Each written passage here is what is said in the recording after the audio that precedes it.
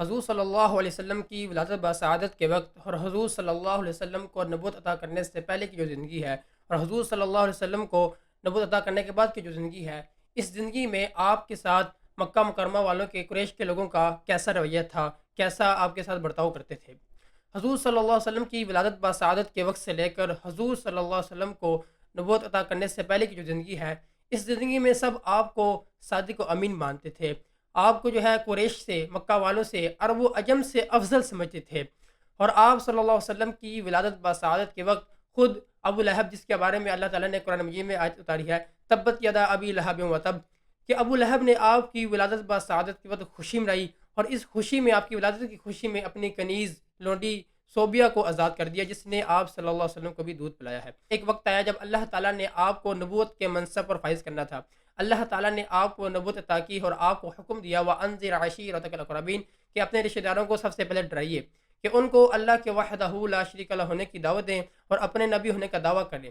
تو آپ نے قریش والوں کو اکٹھا کیا اور کہا کہ اللہ کے سوا کوئی معبود نہیں اور میں جو ہے نبی بنا کر بھیجا گیا ہوں۔ جب آپ نے یہ دعویٰ کیا کہ میں نبی بنا کر بھیجا گیا ہوں اور اللہ کے سوا کوئی معبود نہیں، وہ جو ولادت کے وقت آپ کی خوشی مناتے تھے، جب آپ پیدا ہوئے تو خوشی منائی، انہوں نے اپنی ابو لہب نے اپنی کنیز صوبیہ کو آزاد کیا، اس نے سب سے پہلے پتھر اٹھایا اور آپ کے چہرے انور پر مارا کہ آپ نے نبی ہونے کا دعویٰ کیوں کیا ہے۔ جو ولادت کے وقت خوشی مناتے تھے، جو آپ کو صادق و امین مانتے تھے، آپ کو قریش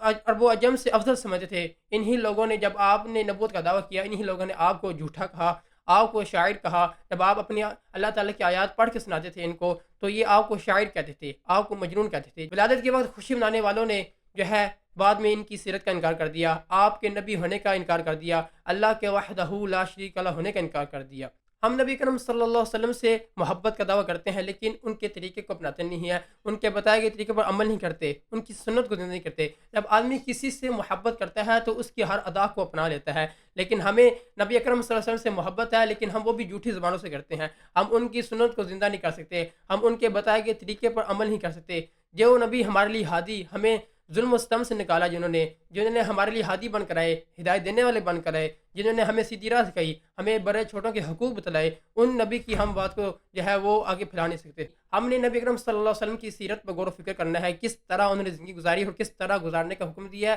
کس چیز سے منع کیا ہے، کس چیز کو کام کرنے کا جو حکم دیا ہے وہ اپنانا ہے۔ مقصد یہی ہے کہ ہم نبی کرم صلی اللہ علیہ وسلم سے محبت کریں، ان کی ہر ادا کو اپنائیں، ان کے نقش قدم پر چلیں۔ اللہ تعالی ہمیں نبی کرم صلی اللہ علیہ وسلم کے نقش قدم پر چلنے کی توفیق دے، ان کی اطاعت کرنے کی توفیق دے، اور جس طرح انہوں نے زندگی گزارنے کا حکم دیا ہے اس طرح زندگی گزارنے کی توفیق عطا فرمائے۔ وآخر دعوانا ان الحمد للہ رب العالمین۔